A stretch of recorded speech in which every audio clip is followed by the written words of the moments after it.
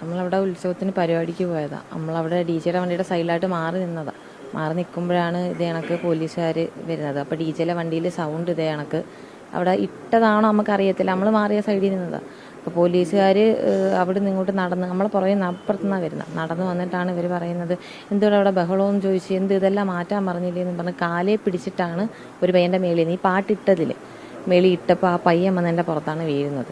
ആ പയ്യൻ വന്ന് വീണപ്പോഴത്തേക്ക് എൻ്റെ ഹസ്ബൻഡ് അപ്പോഴത്തേക്ക് സാറിനോട് ചോദിച്ചു, സാർ എന്ത് കാണിക്കുന്നത് എന്തുവാ എന്ന് വെച്ചാൽ ഞങ്ങൾ പെൺപിള്ളേരെ എൻ്റെ അകത്താണ് വീണത്. അതേ തുടർന്നാണ് വഴക്ക് തുടരുന്നത്. പുള്ളിക്കാരനെ പിടിച്ചുകൊണ്ട് പോവുകയും അപ്പം ഞാനത് തടസ്സപ്പെടുത്താൻ നിങ്ങൾ എന്താ നിയമ നടപടികൾ സ്വീകരിച്ച് മുന്നോട്ട് പോകുന്നുണ്ടോ?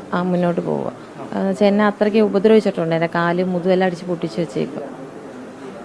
പോലീസുകാർ ആരൊക്കെയാണെന്ന് അറിയോ? പുരുഷ പോലീസാണ്? പുരുഷ പോലീസ്. ലേഡീസ് ആരും ഇല്ലായിരുന്നു. അല്ലെങ്കിൽ ഈ ഡി ജെ പാർട്ടിക്കാരെ കാണുമ്പോൾ തന്നെ ഈ പോലീസുകാർക്ക് എത്ര സുഖം. ഒരു സ്ത്രീയെ കയറി എങ്ങനെയൊക്കെ ആക്രമിക്കേണ്ട കാര്യമുണ്ടോ? അല്ലെങ്കിൽ യുവമാർക്ക് അല്ലെങ്കിൽ ഈ രീതിയാണ്. അന്ന് കഴിഞ്ഞ ന്യൂ ഇയർ നൈറ്റിനെ കണ്ട് കുറേ പേരായിട്ട് അടിച്ച പ്രശസ്ത യൂട്യൂബറായ സാത്താൻ എന്ന് പറഞ്ഞാൽ പുള്ളീനൊക്കെ അടിച്ച് ഓടിച്ചിട്ട് അടിച്ചാൽ പുള്ളി അതിനെക്കുറിച്ച് വീഡിയോ ചെയ്തു. ഒരാളുടെ ഡി ജെ ഡിസ്കൊക്കെ അടിച്ച് പൊട്ടിച്ചാണ്. ഈ ഡി ജെ കേൾക്കുമ്പോൾ ഇത്ര കലിപ്പം എന്താണെന്ന് എനിക്കറിയാൻ പാടുള്ളത്. ആരോ ഒച്ച വെച്ചെന്ന് പറഞ്ഞാൽ അത് സ്ത്രീ കയറി അടിച്ചു. അത് ചോദിക്കാൻ ഭർത്താവിനെ കൊണ്ടുപോയി പിടിച്ചിടിച്ചു. ഇതെന്താണെന്നറിയില്ല. ഇവർക്ക് എന്നെ ഭ്രാന്താണ്.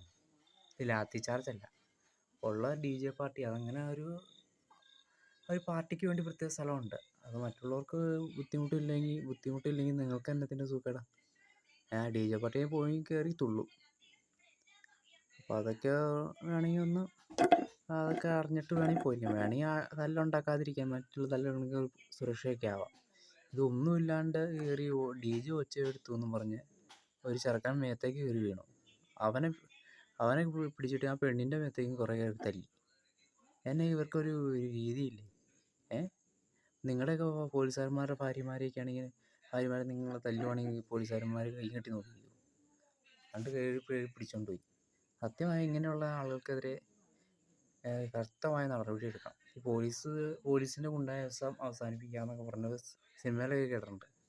ശരിക്കും പറഞ്ഞു കഴിഞ്ഞാൽ പോലീസ് ഗുണ്ടകൾ തന്നെയാണ്.